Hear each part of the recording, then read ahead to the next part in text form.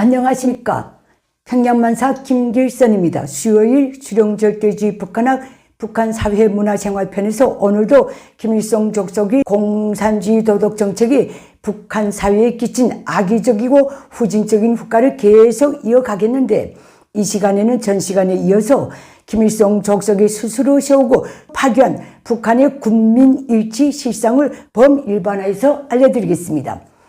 거기서 첫째, 도둑무리로 전락한 북한군의 실상에 대해서 먼저 알려드리겠습니다. 북한군의 만연된 도둑 행위는 오늘날 김일성 족속조차도 속수무책인 치명적인 사회 악으로 되어 있습니다. 북한 주민을 상대로 한 북한군의 만성적 만연한 도둑질 범죄의 주범은 바로 김일성 족속입니다. 김일성 족속은 북한 경제가 붕괴의 일로에 들어서던 1970년대 중반부터 도둑 김족속 우상화, 김족속 업적 선전을 위한 비생산적이고 비효율적인 대건설들에 북한의 모든 재원을 깡그리 타진하면서 제일 먼저 북한군부터 굶주림에 몰아넣었습니다. 이때부터 늘 굶주림에 시달리기 시작한 북한군은 어디서건 북한 주민들이 먹거리부터 도적질하기 시작했습니다. 제가 1978년경 황해남도 연안군 장곡리에서 3대 혁명 소조원 생활을 한 적이 있는데, 그때 제가 제일 놀란 것은 그곳 농민들이 아침에 점심 식사로 준비한 것을 나무 괴짝에 놓고 열쇠까지 잠그고 논밭으로 나가는 작태였습니다.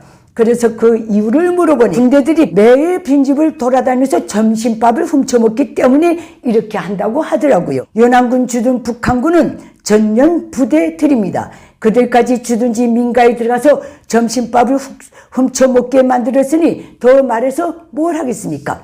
그리고 1980년대부터 북한 전역이 방방곡곡에 널리 퍼져서 오늘날까지도 회자되는 유머가 하나 있습니다. 바로 조절위원회라는 유머입니다. 북한군의 도적질, 노략질 때문에 나온 유머입니다. 북한군 병사들은 도적질, 노약질을 나갈 때마다 주민조절위원회가 출두한다고 하고, 북한군 병사들로부터 도적질, 노략질을 당한 주민들은 우리 집에 주민조절위원회가 다녀갔다고 말합니다. 북한군 병사들이 도적질에는 성역이 없습니다. 먹거리는 물론 개, 돼지, 토끼, 양 같은 집짐승들, 그리고 즉시 음식이나 술과 바꾸어 먹을 수 있는 옷가지, 신발 등 눈에 보이는 것은 이 대상에 속합니다. 북한군의 도둑질 행위는 국경도 초월합니다.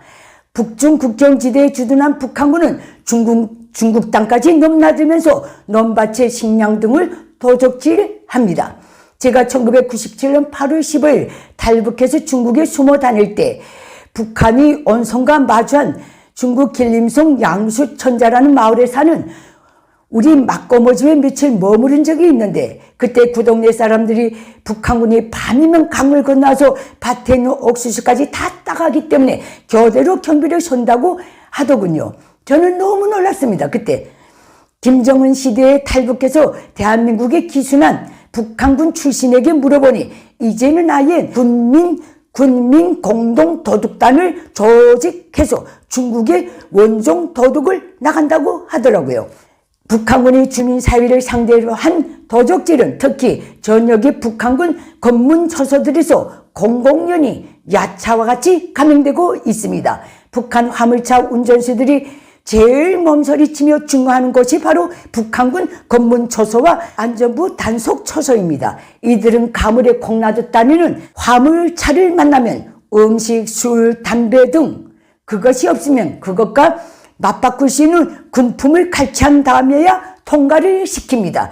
이런 일은 지금 북한에서 만성화되어 있습니다. 국가재산인 화물차로 국가물자로 운송하는 운전수들에게 이 정도이니 일반 주민들을 상대로 한 이 처소들이 노략질, 강탈질은 이루 헤아릴 수 없이 많습니다. 이 때문에 검문 처소에서 근무하는 군인들은 거의 매일 밤 약탈품들을 넣고 북한 수준의 굶준 미주를 하며 이렇게 보내고 있는데, 이런 작태 때문에 1980년대 중후반부터는 군 검문 처소에서 군사 복무하는 것도 인맥과 뇌물이 있어야 하는 꿀보직이 되어버렸습니다. 제 주변에는 1990년대 중반 강원도 철원이 북한군 검문처소에서 10년간 군사복무하고 제대된 아들을 둔 친구가 있었는데 그가 늘 나만 만나면 이렇게 캐탄했습니다. 인민군대에 나갔더니 도적놈 술주정뱅이가 돼서 돌아왔다.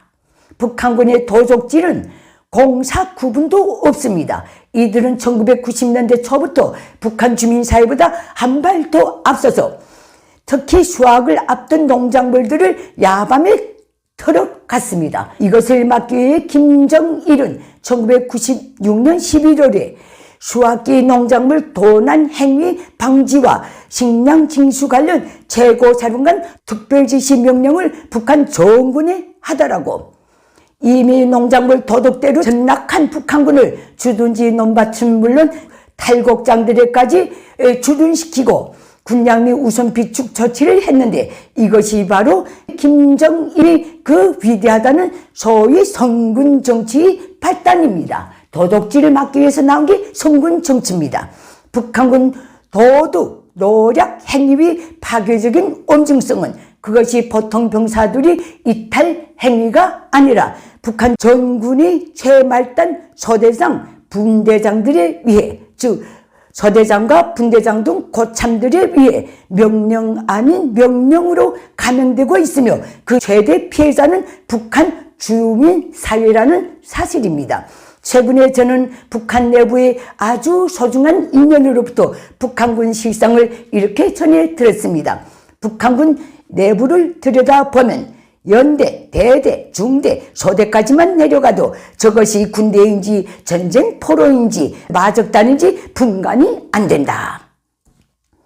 오늘은 여기서 마치고 다음 시간에는 북한 사회질서 혼란의 주범 북한군 또 북한 주민사회 도덕의 파괴자 북한군 강의를 이어가겠습니다. 감사합니다. 내게 북한 인민들에게 호소합니다. 장장 80년이 되어오는 김일성 적성 노예 체제를 끝장낼 때가 되었습니다. 북한 인민이 진정한 자유해방을 위해 공포를 딛고 힘을 모아서 김일성 적성을 반드시 몰아냅시다. 그 길에서 도움이 필요하신 분들은 언제든지 손을 내밀어 주십시오.